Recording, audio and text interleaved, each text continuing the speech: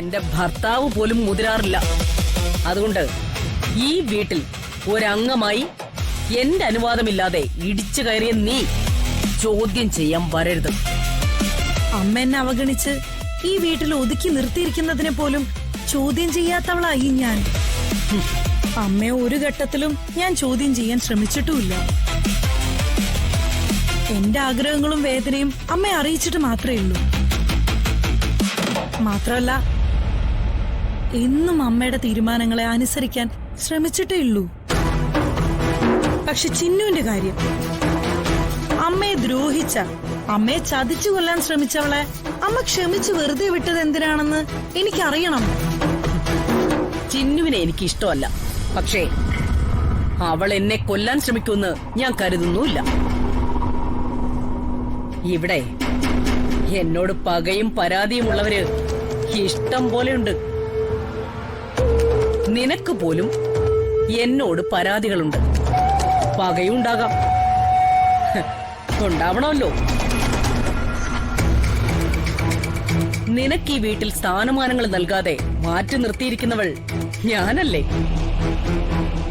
എന്ന് കരുതി നീ എന്നെ കൊല്ലാൻ നോക്കിയെന്ന് ഞാൻ പറയുന്നത് ശരിയല്ലല്ലോ. അതുപോലെ തന്നെയാണ് ചിന്നു. എന്നാലും അമ്മ അവളെ വെറുതെ വിട്ടത് എന്തിനാ? എനിക്ക് മനസ്സിലാവാത്തത് നിനക്ക് ആ പെണ്ണിനോട് ഇത്രയും പക തോന്നാനുള്ള കാരണം എന്താണെന്നാ.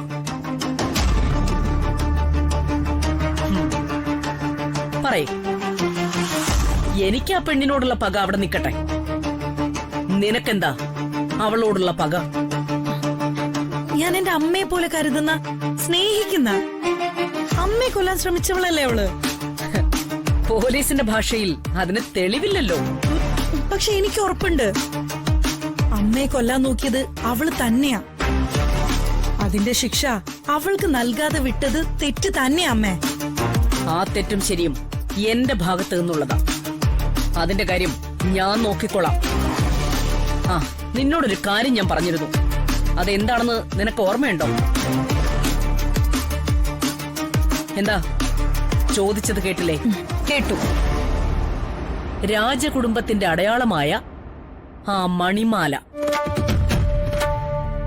അമൂല്യമായ ആ മണിമാല അണിഞ്ഞുകൊണ്ട് എന്റെ മുന്നിൽ നീ വരുന്ന നിമിഷം നിന്നെ ഞാൻ എന്റെ മരുമകളായി അംഗീകരിച്ച് ഈ വീട്ടിൽ ഒരു റിസപ്ഷൻ പാർട്ടി നടത്തും. നിന്റെയും എന്റെ മകൻ അർജുന്റെയും വിവാഹത്തിന്റേതായ റിസപ്ഷൻ പാർട്ടി. അമ്മേ, ഗുളിക.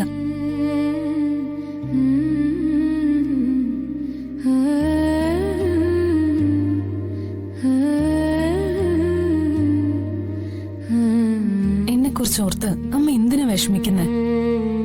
എന്നെ സഹായിക്കാൻ എന്നോടൊപ്പം ഭഗവാനുണ്ട്. എന്ത് കള്ളക്കേസിൽ എന്നെ കൊടുക്കാൻ നോക്കിയാലും ദൈവം ചില നല്ല ആളുകളുടെ രൂപത്തിൽ വന്ന് എന്നെ രക്ഷിക്കും. അതെല്ലാം വിട്ടേക്കമ്മേ. എന്റെ ചേച്ചി പോലും എനിക്ക് എതിരായിരുന്നു.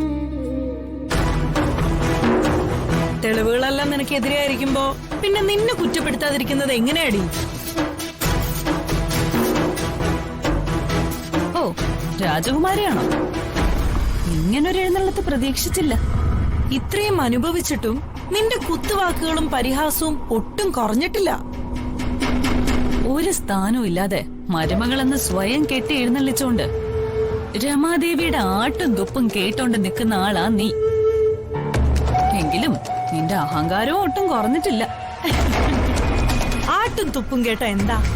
എന്നെ എന്തെങ്കിലും പറയാൻ രമാദേവിക്ക് മാത്രല്ലേ കഴിയൂ? മറ്റുള്ളവരുടെ മുന്നിലേ ഞാനിവിടുത്തെ യജമാനത്തിയല്ലേ? നീയോ വേറെ ഒരു പണിക്കാരി. ഒരേ സ്ഥലത്തു നിന്നും ഒരേ അവസ്ഥയിലും തുടങ്ങിയവരാ നമ്മൾ രണ്ടുപേരും. പക്ഷെ ഇപ്പൊ ഞാൻ നിന്റെ യജമാനത്തിയും നീ എന്റെ പണിക്കാരിയുവാ. അതെല്ലാം അവിടെ നിക്കട്ടെ. തമ്പുരാട്ടി ഇപ്പൊ ഇങ്ങോട്ട് കെട്ടിയെടുത്തത് എന്തിനാണാവോ?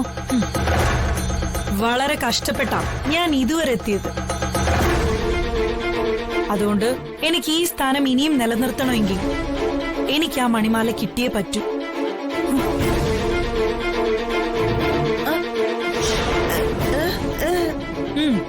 എനിക്കെന്താ ചോദിക്കാൻ അവകാശമെന്നല്ലേ? കൊട്ടാരത്തിൽ നിന്നും കൊണ്ടുവന്ന മണിമാലയാ അത്. ഞാനും ചിന്നുവിനെ പോലെ നിങ്ങളുടെ മകളല്ലേ? ചിന്നുവിന് ആ മാലയിൽ അധികാരം ഉണ്ടെങ്കിൽ എനിക്കും ഇല്ലേ?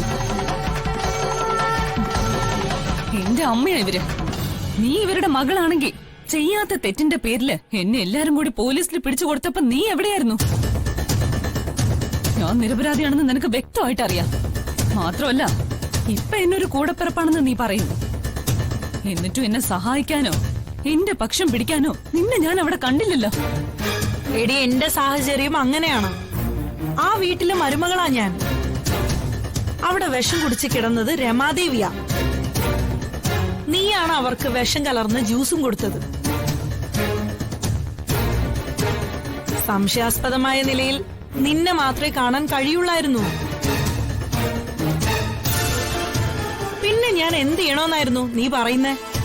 സത്യത്തില് രമാദേവിക്ക് വിഷം നൽകി അവരെ കൊല്ലേണ്ട ആവശ്യം എന്നെക്കാളും കൂടുതൽ നിനക്കായിരുന്നു.